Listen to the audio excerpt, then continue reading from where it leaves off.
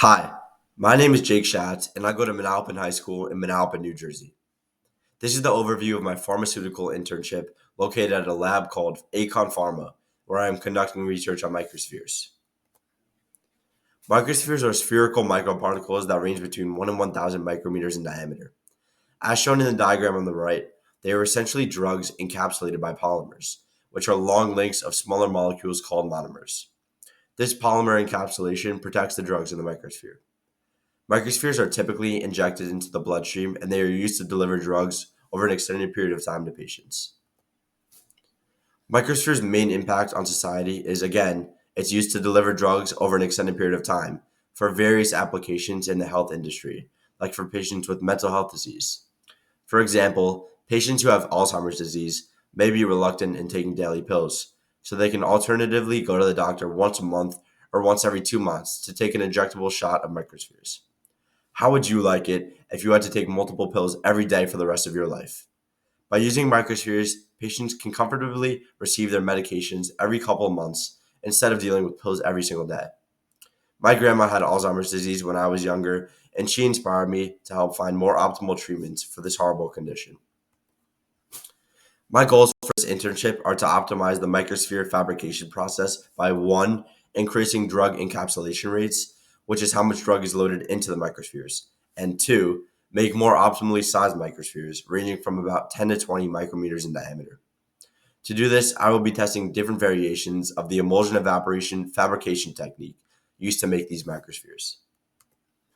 This is the oil and water representation of this technique, and the process begins by dissolving a drug and polymer in a solvent. The solution is then emulsified, or stirred at high speeds, using the high speed rotations of a magnetic stirrer.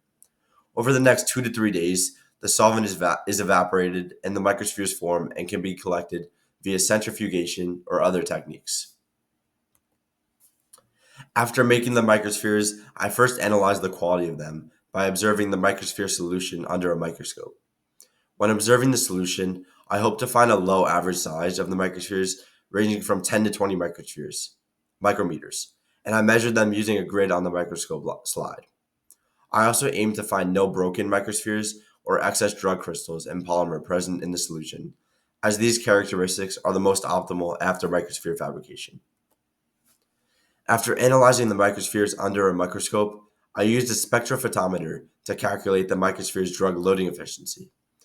I did this by filtering out the microspheres and measuring the light absorbance to essentially determine how much drug was left in the solution after fabrication, meaning how much drug was not loaded into the microspheres. I aim to find high loading efficiencies of over 70% drug loaded into these microspheres. Initially, after using the emulsion evaporation technique, I found that the standard procedure produced excess polymer and drug crystals, as well as broken and large microspheres. Additionally, the drug encapsulation rate was low, with a percentage of only about 17%.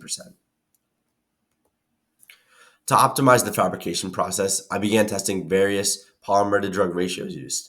For example, a 60 to 40 polymer to drug ratio meant for that the total amount of drug and polymer added to the solution, 60% was polymer and 40% was drug. I also made microspheres using purified drug, which I prepared by adding a sodium hydroxide base to essentially wash away any acidic impurities of the drug. I conducted various experiments, and the highest quality microspheres were obtained using a purified drug, a 70 to 30 polymer to drug ratio, and using a homogenizer before evaporation. A homogenizer is used to rapidly emulsify a solution, again stir, at very high speeds before evaporation. The image on the right is the projection of the microsphere solution observed under the microscope onto a computer, and clearly plenty of microspheres are visible. This showed great results, and I'm very happy with the outcome of my internship. Thank you, and this was my microsphere research internship overview.